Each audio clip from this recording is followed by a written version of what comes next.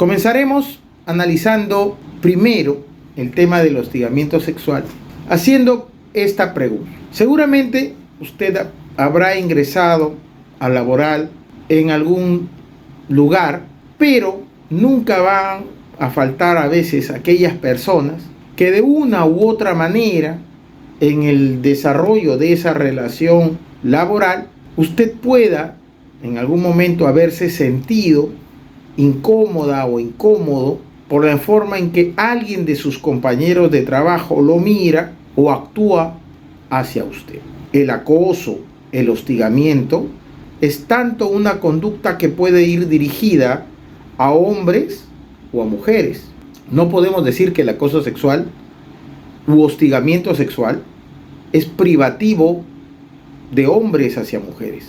Puede realizarse en sentido contrario de mujeres hacia hombres. O peor aún, pueden haber relaciones laborales donde varones realicen conductas no consentidas con connotación sexual a otro varón o mujeres a otras personas de su mismo sexo. Esto que estamos planteando aquí no es, vuelvo a repetir, privativo del tema de hombre hacia la mujer.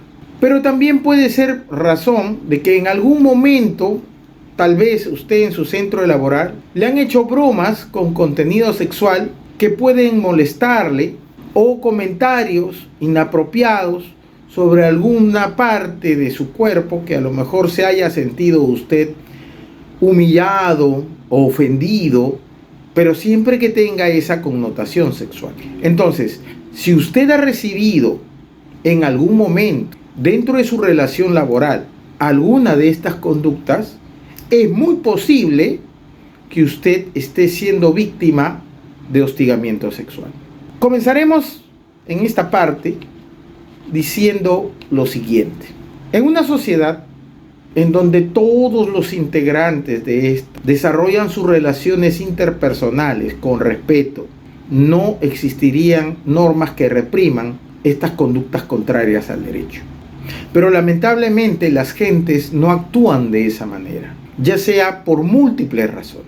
Por razones de cultura, por razones de educación, por razones psicológicas. Entonces, en ese escenario es muy probable que existan conductas que pueden menoscabar esa relación laboral o que en el peor de los casos puedan traer abajo un buen clima laboral y afectar de esa manera el rendimiento de un trabajador. En ese orden de ideas, debe haber un marco normativo que regule estas conductas de hostigamiento sexual. Y partimos por ahí. Diríamos en primer momento que el hostigamiento sexual es una forma de violencia que se configura a través de una conducta de naturaleza sexual o sexista y que no es bienvenida y tampoco es deseada por la persona contra la que se dirige. En el Perú existen reguladas diversas formas de violencia. La violencia no es solamente la violencia física. La violencia no es solamente la violencia psicológica. Existen otras formas de violencia, como por ejemplo el caso de la violencia económica o la violencia sexual. Y esas múltiples formas de violencia pueden darse en varios escenarios. El escenario que nosotros nos toca analizar corresponde a un escenario netamente laboral. Entonces, esa violencia perpetrada por un sujeto activo al que, si solamente estamos en el caso de hostigamiento, lo vamos a llamar hostigador. Y si esa conducta va más allá y por sus particularidades ingresa a lo que nosotros llamamos una conducta típica, antijurídica y culpable, establecida en el Código Penal como delito de acoso sexual, entonces esa persona se llamará acosador. Hostigador es cuando todavía esa conducta no ha tomado los ribetes de un delito.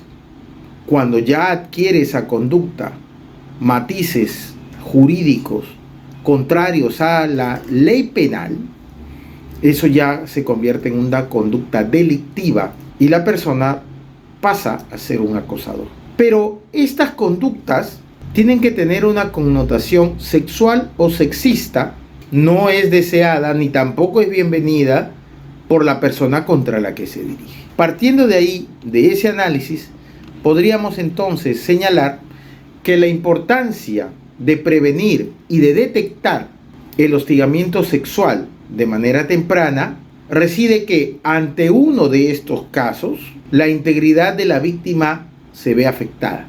Y es muy probable que se altere su situación en el espacio institucional, en el espacio laboral, alterando su situación dentro de la institución donde se desempeña, generando en el entorno un ambiente intimidatorio, un ambiente hostil o un ambiente humillante.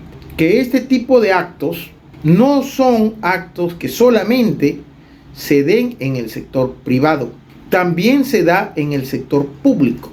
También se dan actos de hostigamiento sexual en el ámbito de las universidades, de la educación.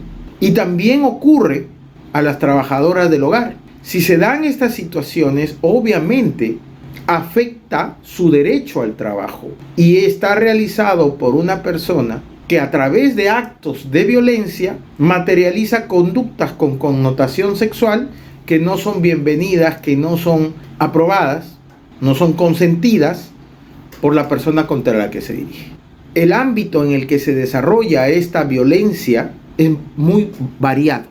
No confundir el tema que estamos tratando sobre un tema laboral de la violencia que puede ser realizada en el ámbito familiar o a la violencia que puede ser realizada en la calle, en un ambiente público, que ya vendría a ser en ese último caso un acoso callejero, que también fue una conducta tipificada a través del decreto legislativo 1410 junto con las figuras de acoso sexual y otras figuras como el acoso en general en el artículo 151 del Código Penal y el acoso sexual en el 176b y el tema del chantaje sexual en el 176c.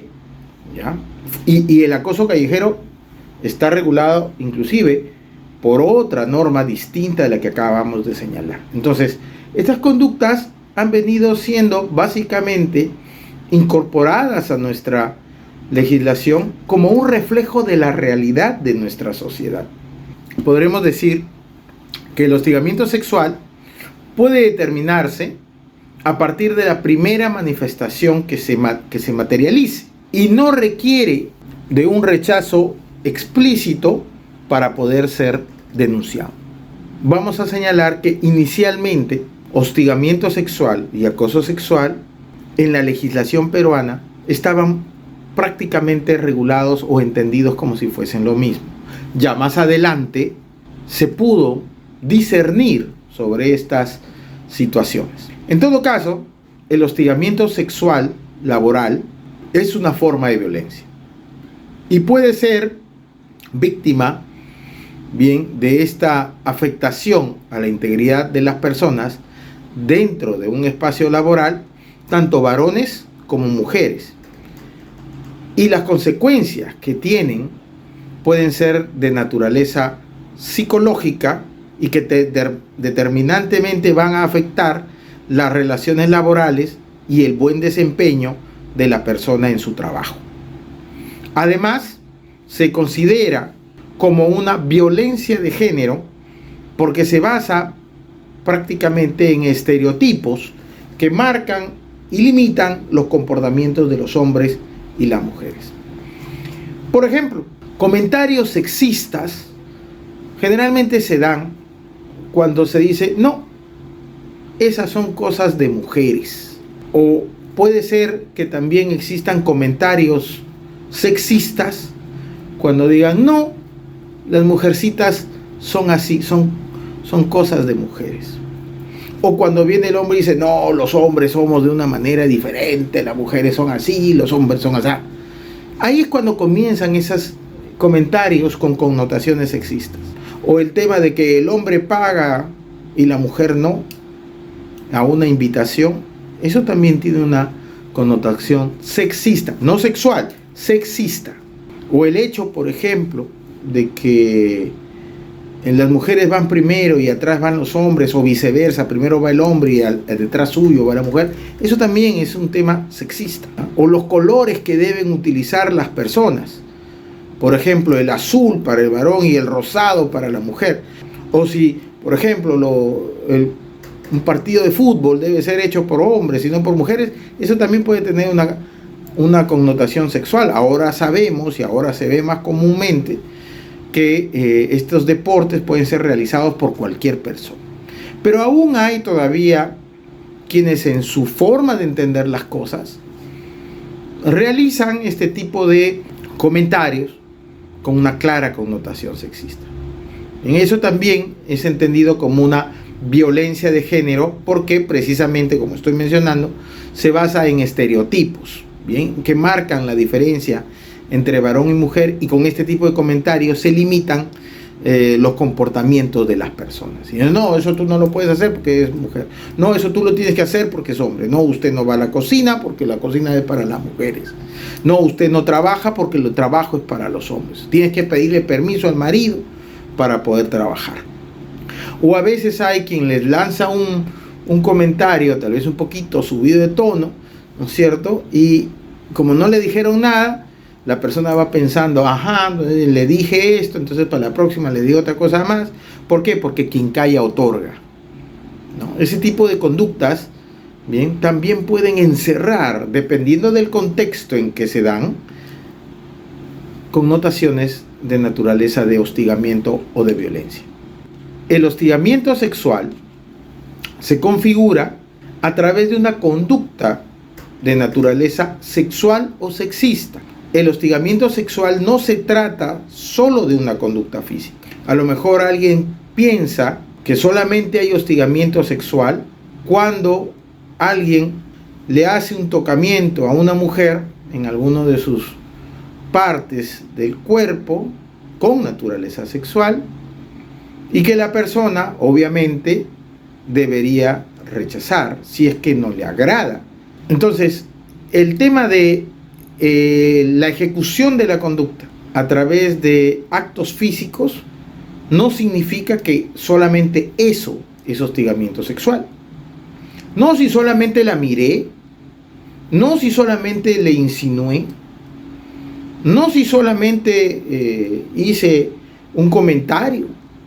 No, o sea, aquí hay que tener en cuenta, esas cositas pueden llegar a tener una connotación de hostigamiento. Y digo pueden, porque a lo mejor esa connotación, ese comentario puede tener una connotación sexual, pero el receptor acepta. Es más, sigue el juego. Ahí ya no estamos hablando necesariamente de una conducta que violente a otro, porque en este caso esa persona estaría consintiendo ese tipo de actividades. Y si la persona persiste en la realización de ese comportamiento, obviamente lo tiene con una clara intención de perjudicar a la otra. También encierran una connotación sexual, miradas, comentarios o chistes de naturaleza sexual que a la otra parte no le agradan. ¿Bien? Ante ello, entonces, es importante cuestionar la forma como concebimos las relaciones sociales y laborales para asegurarnos que no estamos agrediendo o incomodando a alguna persona sin darnos cuenta. Por eso, señalar un consentimiento o señalar un rechazo, es importante dar a conocer eso a tiempo, antes que las cosas lleguen a situaciones en las que pueden ser difíciles de manejar. Entonces hay que tener mucho cuidado con eso. Por otro lado, hay varias formas en que el hostigamiento sexual en el trabajo puede hacerse. Frente a ese escenario donde hay una persona que quiere estar sexualmente con otra y le realiza algunas de estas conductas, podríamos estar en el caso de un hostigamiento sexual en el trabajo. Por ejemplo, el jefe promete beneficios especiales a su trabajadora a cambio de favores sexuales. Por ejemplo, mira, te vamos a incrementar el sueldo, te vamos a enviar a tal lugar para que puedas tú desempeñarte allá, ya te va a ir muchísimo mejor que aquí, pero tienes que hacer esto, ¿no? O le pueden, por ejemplo, prometer ayuda. Mira, yo sé que tienes tu hipoteca, yo sé que tienes tus deudas, no te puedo aumentar el sueldo, pero a lo mejor yo puedo ayudarte económicamente sin que eso vaya a la planilla, pero tienes que hacer tal cosa. O un aumento no solamente de sueldo, sino un tema de ahora te voy a dar este cargo. Mira, he estado viendo que tú eres una muy buena persona. Yo sé que también la otra persona es también capaz, pero te lo prometo a ti para que puedas realizar, para que puedas desarrollarte, ¿no es cierto? Para realizar tus actividades o desarrollarte como profesional, pero, ¿te das cuenta?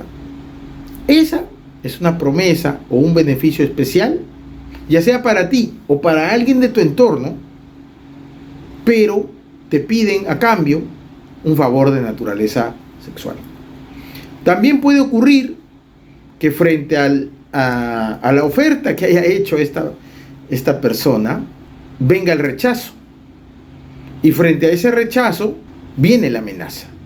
Entonces, también puede ocurrir que a través de amenazas, mediante las cuales se exija una conducta sexual no deseada, se pueda materializar también estos comportamientos sexuales de hostigamiento en el trabajo. Allá, ¿no me quieres hacer este favor sexual? Ya, perfecto, entonces despido.